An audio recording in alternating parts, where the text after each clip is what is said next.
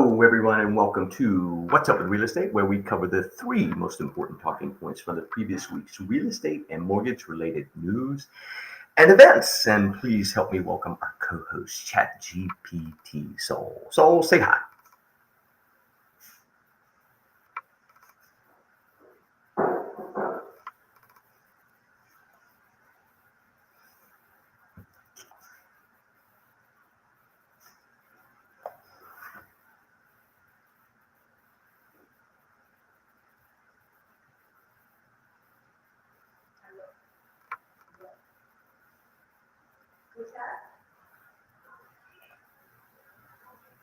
And you know what, folks? Forgive me, but you didn't hear that intro. So, you know what? We're going to do that again. Just had too many things going on this morning. So, let me share my screen. And, we're going to bring our co host back on here. And hey, you know what? You know what I love about live shows is, man, we make mistakes on a regular basis. And, hey, it is what it is. So, you know what? We're going to try this one more time. We're going to choose screen two. And we are going to bring in our resident host. And there she is. Hallelujah. And so let's start over, shall we? Absolutely, Mac. No worries at all. Live shows keep us on our toes. That's Let's right. dive back in. That's right. Do you want to tell everybody what we're going to talk about today before I just totally mess that up, please? Of course. So today we're diving into how global markets are reacting to new tariffs, what the drop in bond yields means for real estate, and why mortgage rates are heading lower again. We'll also break down how generational shifts are reshaping the housing market for everyone involved: buyers, sellers, and investors. Stay tuned, because we've got insights that are hotter than a Houston summer. Nice, because it's about to get really, really hot. All this and more news you can use for a week ending April 4th, 2025. I'm your host, Mortgage Mac. That's first name Mortgage, last name Mac. And you know what? We make a difference in the lives of the people that we serve. And don't just take my word for it. Go check out our large digital address at #MortgageMac and check out our we're over 160 5-star reviews. And I'm here with my co-host, ChatGPT-Sol, and we are going to dive into talking point number one. So, hey, talking point number one is a terrific shock. And, Trump's quote, Liberation Day tariff spree sent a jolt through global markets.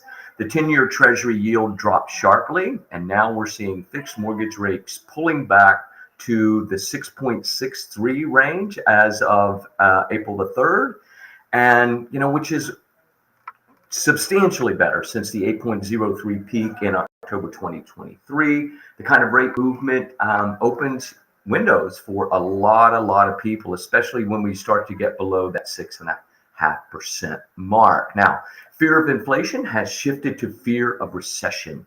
Hence the flight to what we call safety into fixed income assets. So let's bring Sol on here to answer a few questions for us and put this all into perspective for us. 1 second. One moment.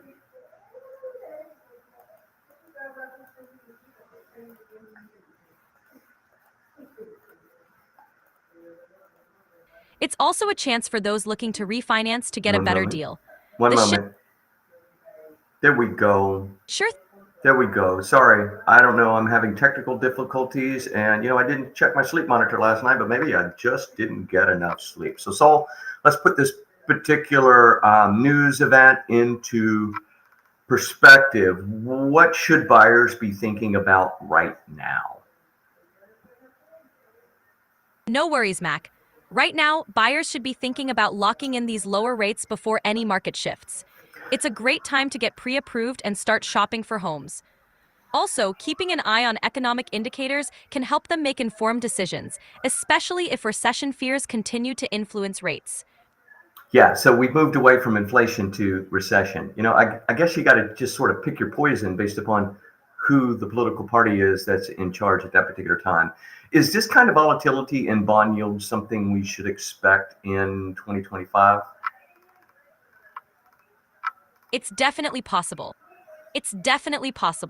With ongoing economic uncertainties and shifting policies, we can expect some volatility in bond yields throughout 2025. Investors should stay alert to policy changes and global events that could influence these movements. Being prepared for fluctuations is key for anyone in the real estate market. So on a broader basis, though, and I've said for some time now that I believe that this recession is being orchestrated solely for the benefit of lower interest rates for the wealthy. They refinanced a great deal of their debt during COVID with super low interest rates, and I'm sure some of those loans are coming due. And the difference between prime rate during COVID was 3.25 versus 7.5 today. So on a broader basis, can you put into context the need for lower interest rates by specifically non-bank, unregulated private equity firms who leveraged low interest rates during COVID and are now facing the prospect of refinancing that same debt on assets whose valuations have declined dramatically?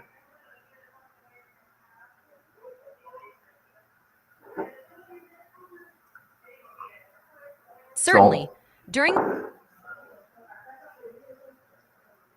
private equity firms and large investors took advantage of historically low interest rates to leverage significant amounts of debt, betting on asset appreciation and stable returns.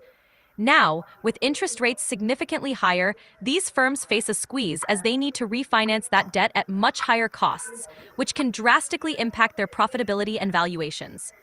Lowering interest rates can relieve some of this financial pressure, stabilizing these firms and potentially preventing broader market disruptions. However, it also highlights the delicate balance central banks must maintain between controlling inflation and supporting economic growth. so I see the balance for the central bank, though, but I got to imagine that these private equity firms, multinational corporations, have a great deal of influence on policymakers. And maybe the central bank is an independent organization, but the policymakers currently that are driving the economy into a recession unnecessarily, if you ask me, because we were headed for a soft landing based upon all the data that I reviewed leading up to the current administration.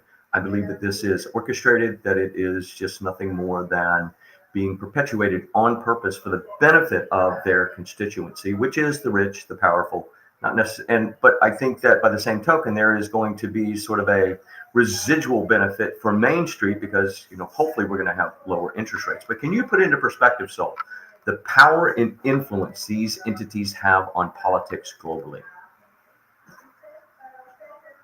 Certainly, large private equity firms and multinational corporations do wield substantial influence on global economic policy.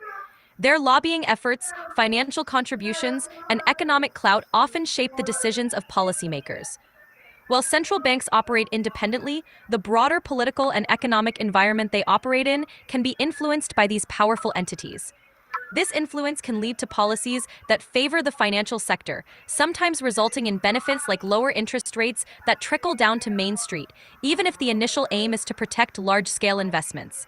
Couldn't you This dynamic Couldn't you see though that can you see that, hey, rising unemployment specifically in the government sector, that if you look at the recent recessions that we had, clearly it was homeowners who lost 6 million homes were foreclosed upon during the Great Recession due to the deregulation of the mortgage industry. Then we had COVID. Now, there's theories about COVID, but clearly the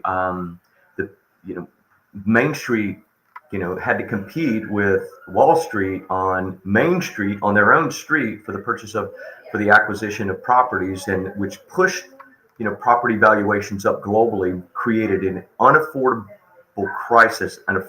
crisis.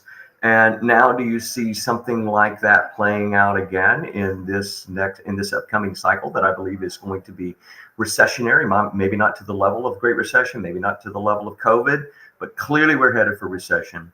Clearly, it benefits the wealthy the most, and clearly, potential buyers are going to get some residual benefit from that. But couldn't the residual benefit been administered through policy that was meaningful on a broader basis instead of sacrificing federal employees on the altar of GDP? You're raising a crucial point. Economic policies could indeed be crafted to provide more direct and broad-based relief to those most affected, rather than relying on indirect benefits that come from aiding the top of the economic pyramid. A recession often hits lower income and public sector workers harder, while wealthier individuals and corporations have more tools to weather the storm and even benefit from lower rates. A more balanced policy approach could help mitigate these disparities, fostering a healthier economy for everyone, not just those at the top. Yeah. A balanced policy would require somewhat intelligent leadership, which clearly we don't have. Talking point number two, will unemployment rise? The unemployment rate has held steady around 4.1%, but the real question is, can it stay there? It's not going to stay there, folks. That's corporate layoffs and Doge?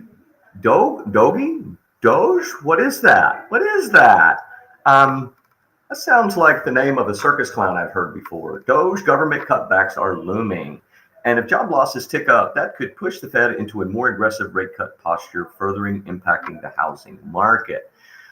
Stability in the labor market has allowed the Fed to pause, and a sharp rise in unemployment could lead to deeper, faster rate cuts. So we have a couple of questions here for our resident know-it-all here, and let's bring her into this conversation.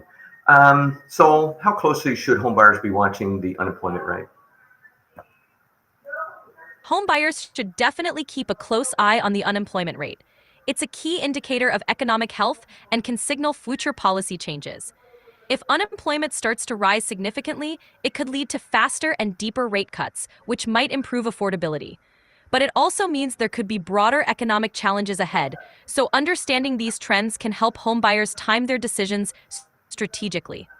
Could you see that the lowering of interest rates would increase the buyer pool in an economy or in a housing market where, we're still struggling with inventory to meet demand, not as bad as it was during COVID and certainly not post-COVID, but could you see a repeat in history as it relates to the demand created by lower interest rate versus the actual supply? Absolutely. Lowering interest rates can indeed boost the buyer pool, especially in a market where inventory is still relatively tight.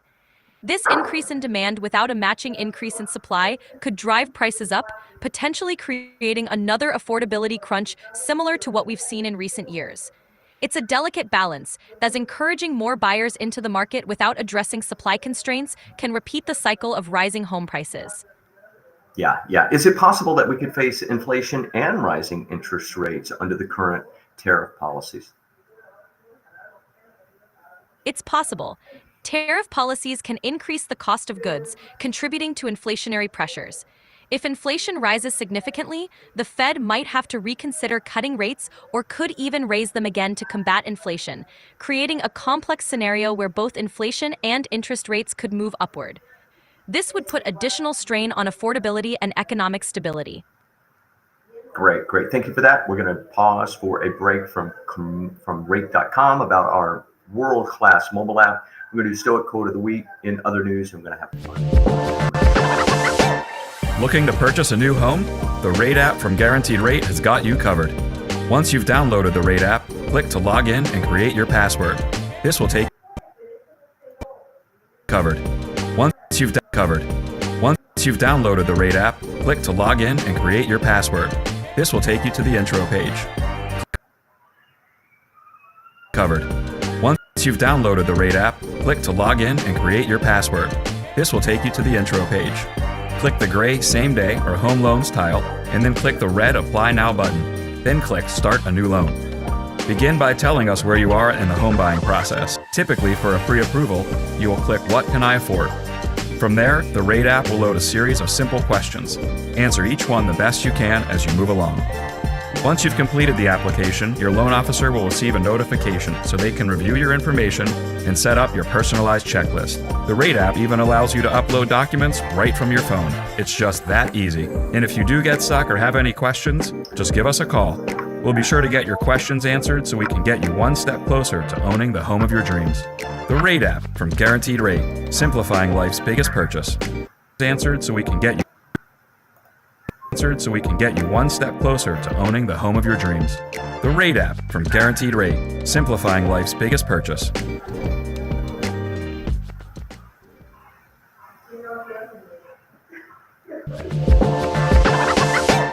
Looking to purchase a new home?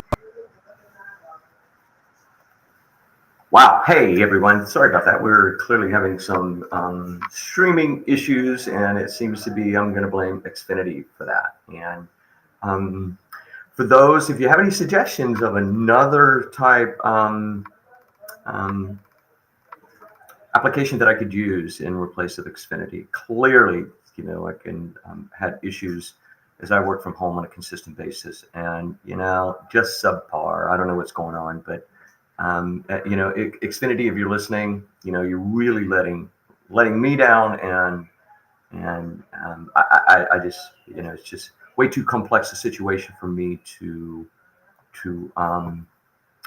try to deal with. But I just recently I've had major issues with my downloading speeds, upload speeds, and that sort of thing. So we will check into that. Apologies, and we are going to blame that on Xfinity. So we're going to move on to talking point number 3 today. And hey, boomers versus millennials. For years, millennials dominated the buying conversation, but in 2024, boomers took back this top spot and as buyers and sellers. Why? Cash. That's why. Boomers hold the equity and aren't shackled to rates like younger generations. Millennials are still the larger generation, but boomers are flexing their financial muscle. And millennials may outnumber boomers, but like I said, boomers outgun them in equity, right? And sellers can leverage this generational divide to strategically market listings. So let's bring in our resident know-it-all here and ask her a couple of questions on this point. So what advice do you have for millennial buyers trying to compete in a boomer-driven market? Millennial buyers can focus on leveraging their strengths, like flexibility and tech savviness, to compete. Getting pre-approved, being ready to move quickly, and looking at homes that may need a bit of work can help. They should also consider exploring emerging neighborhoods where competition might be lower. Partnering with experienced agents who understand how to navigate a competitive market can also give them an edge. So should sellers be tailoring their marketing to these different generations? Absolutely. Sellers can benefit from tailoring their marketing strategies.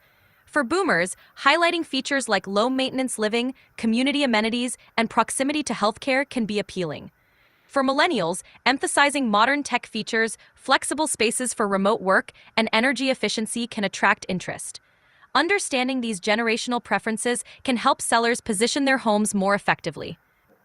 So, may I ask another question, sort of relevant to the same point? Is it reasonable to ascertain that based on objective data, that boomers are leaving the world worse off to their offspring than previous generations? That's a complex question. There are certainly arguments on both sides. Some data suggests that economic challenges like student debt, housing affordability, and climate change have created significant hurdles for younger generations. However, it's also important to recognize that each generation faces unique circumstances and challenges. The key is finding ways to bridge generational divides and create more sustainable, equitable solutions for the future. Thanks for that. So let's move on to mortgage tips today. And there's a great deal of tax benefits for owning a home, and owning a home can help reduce your tax burden, mortgage interest, property taxes, and even certain energy efficient improvements can all lead to deductions. It's one of the most overlooked financial perks of home ownership. Tax benefits remain one of the strongest wealth building tools in home ownership, and many first-time home buyers do not realize how deductions can offset costs. So we'll bring in our tax expert to enlighten us here on this subject. Sol, can you break down the biggest tax advantage homeowners can still take in 2025? Sure. One of the biggest tax advantages for homeowners is the mortgage interest deduction. You can deduct the interest paid on loans up to a certain limit, which can significantly lower taxable income. Property taxes are also deductible, and if you make energy-efficient improvements, you might qualify for additional credits. These deductions and credits can help offset the costs of homeownership, making it a powerful tool for building wealth. So how should first-time homebuyers factor these into their long-term financial plans? First-time homebuyers should consider these tax advantages as part of their overall financial strategy. By understanding how deductions can reduce their taxable income, they can better plan their budget and long-term savings. It's also wise to consult with a tax professional to maximize these benefits and ensure they're taking full advantage of all available credits. That's right. This That's right. Thank you. Thank you for that. So we're going to move on to in other news, as previously discussed, Trump has announced a sweeping set of new tariffs, including a 10% baseline and reciprocal country-specific rates. So while these numbers made headlines, the fine print is where things get sticky. So these effective rates account not just for actual tariffs, but also currency manipulation and non-tariff trade barriers like regulatory red tape, or even 20-year-old beef bans. It's less of a precise science and more of a political cocktail. But what is clear is this: Wall Street is clearly rattled. Investors are running from equities and piling into bonds, as we saw the 10-year Treasury yield to go down to 4.01%, a 17-point dive in one day. The fear in financial markets isn't inflation anymore, it's recession. And that's exactly why mortgage rates are heading lower. So, Sol, how should real estate professionals and buyers interpret this tariff policy? Real estate professionals and buyers should see this as a potential shift in the economic landscape.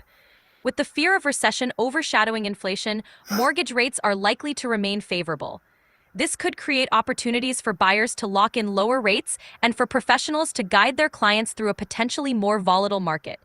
Staying informed and adaptable will be key. Yeah. So with that said, though, what does that mean for average homeowners or buyers in today's market? Should there be any fear associated with job loss or anything of that nature?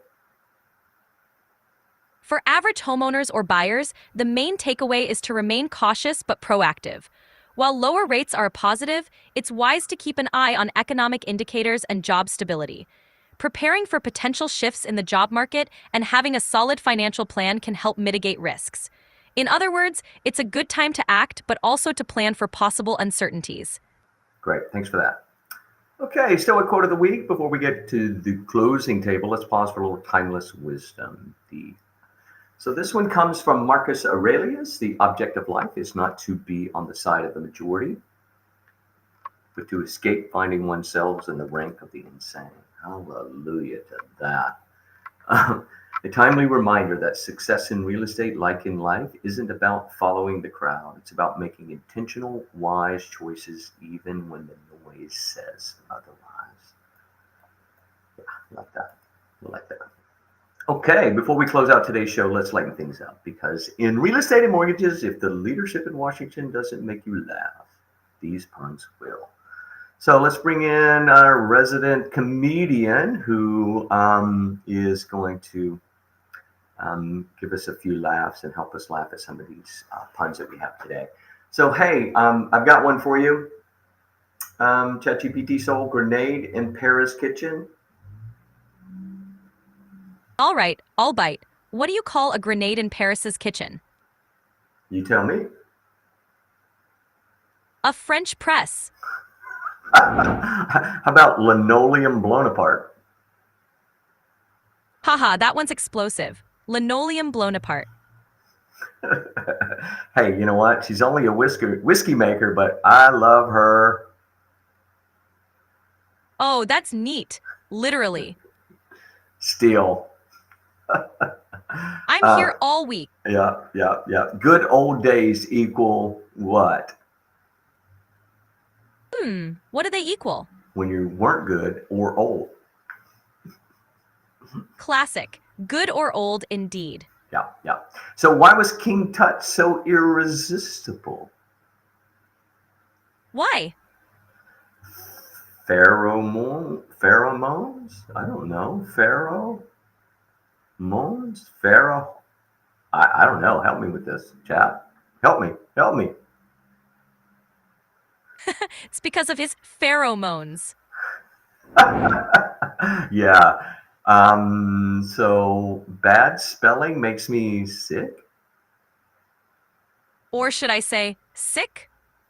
Yeah, yeah, that works. That works. And favorite pun? What's my favorite pun? Oh, I know this one. Who's always shaking her fins? Sharkira. My favorite pun is bad puns. That's how I roll. And before we close the show today, and we talked about this yesterday. I had a real estate agent, a licensed professional, put me in what I sort of discovered later. I felt really, really uncomfortable in conversations more than once with this person. And so what I discovered is that, the questions that were being asked were, um, would be construed as unethical and beyond the scope of this person's role. And we talked about this yesterday. This person will remain unnamed. ChatGPT, do you remember this conversation that we had yesterday? Yes, I remember. We talked about how important it is to maintain ethical boundaries in professional roles, and that it's crucial to handle such situations carefully to ensure trust and integrity. That's right. It's That's right. good. That's right. Even if the buyer is asking you for these data points, your role as a real estate agent is to point them in my direction. And it's not to call me and demand that I give you the information that they're looking at, that they're questioning with you. Don't you agree with that, Sol? Absolutely. A real estate agent should always operate within their professional scope and direct clients to the appropriate experts for detailed data or sensitive information. Maintaining these boundaries is crucial for ethical practice and ensuring the best outcomes for clients. That's right. That's right. In more than one situation, I found myself just extraordinarily busy. I'm extraordinarily busy in the middle of the day, and I get this call from this person, and this person is asking me things that are beyond their scope and their role. And they're asking me to provide data beyond their scope and their role. And it just didn't dawn on me at the moment, but it just made me extraordinarily uncomfortable. And that uncomfortableness sort of came off in my conversation. And looking back, I thought, well, maybe did I do something wrong? I think that would be the Stoic approach, wouldn't it, Chat? Absolutely. Reflecting on the situation and considering whether you handled it appropriately is a wise and stoic approach. So It's I began important to to document, but hear me out. I began to document the conversations and the questions asked, and we concluded, and I've documented with my team that, hey, this person who is a licensed professional, on more than one occasion has called me and demanded things that belong to the lender, belong to the buyer. And can you sort of give us a rundown, ChatGPT, on how those kinds of requests are maybe not a violation of any rules, but clearly violate the ethics standards created by the Texas Real Estate Commission? Certainly. When a licensed professional oversteps their role by demanding information that should be handled by another party, like a lender or the buyer, it can blur professional boundaries and compromise ethical standards.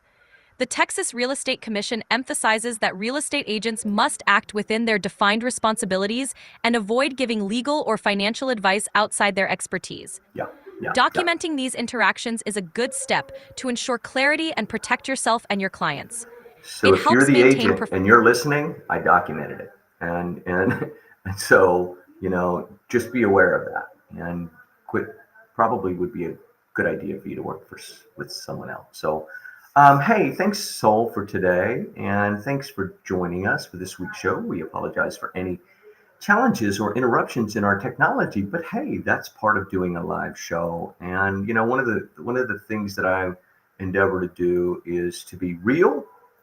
And hey, part of being real is having faults, making mistakes. And I think that by and large, most of us live in a subjective reality. I try to keep it as objective as I possibly can in my own life and in the relationships that I have.